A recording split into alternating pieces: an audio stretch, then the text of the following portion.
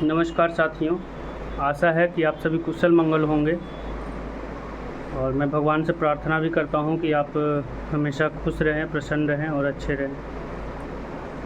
जैसा कि आप सभी को यह पता है कि हम लोग रक्तदान करते हैं और जब हम लोग रक्तदान करते हैं तो रक्तदान करने के तो बहुत सारे फ़ायदे हैं ही। ये आपको गूगल कीजिएगा तो गूगल पर भी जो है सो आपको सब कुछ जो है सो रक्तदान के बारे में जो है सबको बता दिया जाएगा।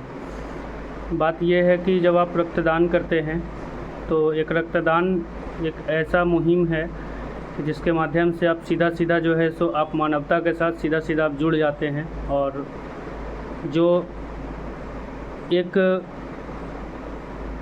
पीड़ित मरीज को जब रक्त मिल जाता है तो उसको जो एक नया जीवन मिलता है, उस जीवन से ज़्यादा खुशी और किसी चीज़ में इंसान को नहीं होता है मेरे मुताबिक। दूसरी बात है कि जब आप रक्तदान करते हैं तो होता है ये कि आपके पास एक डिजिटल कार्ड जाता है और वह जो डिजिटल कार्ड की वैलिडिटी जो है सो 6 मंथ का होता है और वो आपके पास ही चला जाता है, आपके टेक्स्ट मैसेज के द्वारा जो है सो आपके पास उपलब्ध हो जाता है। आप उसको डाउनलोड कर लीजिए। 6 महीना में अंदर में जब भी आपके परिवार के किसी परिजन को ज़रूरत होगा तो आप उस कार्ड के माध्यम से आप रक्त मुहैया करवा सकते हैं ब्लड बैंक में, अगर ब्लड अवेलेबल हो तब। अगर नहीं अवेलेबल होता है तो आप हमसे संपर्क कीजिए। हम यथासंभव कोशिश करेंगे, वादा तो नहीं करेंगे लेकिन यथासंभव हमारा यह प्रयास रहेगा कि आपको रक्त मिल जाए समय पर और आपके मरीज़ की जान बचाई जा सके। दूसरी चीज़ है कि जब आप रक्तदान करते हैं, ठीक है, तो रक्तदान करने के बाद अगर आपको नीड होता है, भगवान न करे ऐसा कभी नीड पड़े, लेकिन अगर मान के चलिए कभी नीड होता है तो उस स्थिति में आपको एक बात हमेशा याद रखना होगा कि आप अपने मरीज़ को हमेशा वैसे हॉस्पिटल में रजिस्टर्ड करवाएं जहां का डॉक्टर MBBSian हो और MBBSian के साथ वह हॉस्पिटल रजिस्टर्ड हो।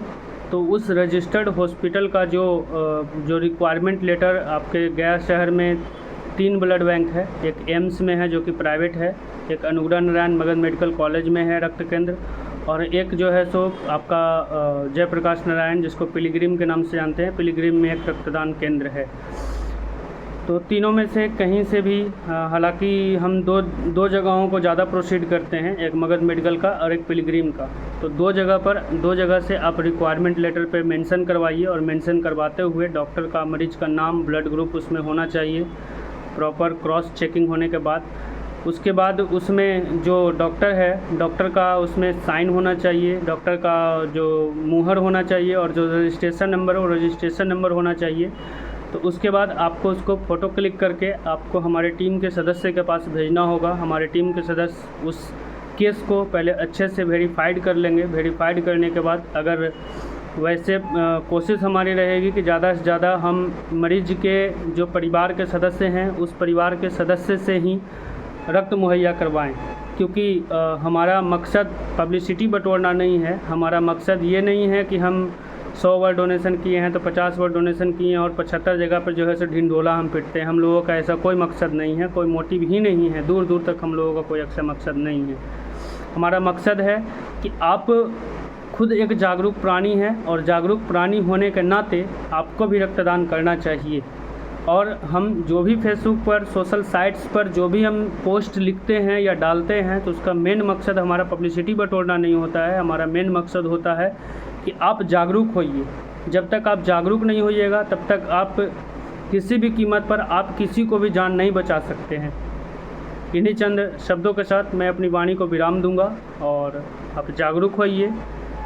जब तक जागरूक नहीं होइएगा तब तक किसी की जान नहीं बचाई जा सकती है। बहुत बहुत धन्यवाद, साधुवाद, नमस्कार, इनकलाब जिंदाबाद, जय हिंद, जय भारत, जय बिहार।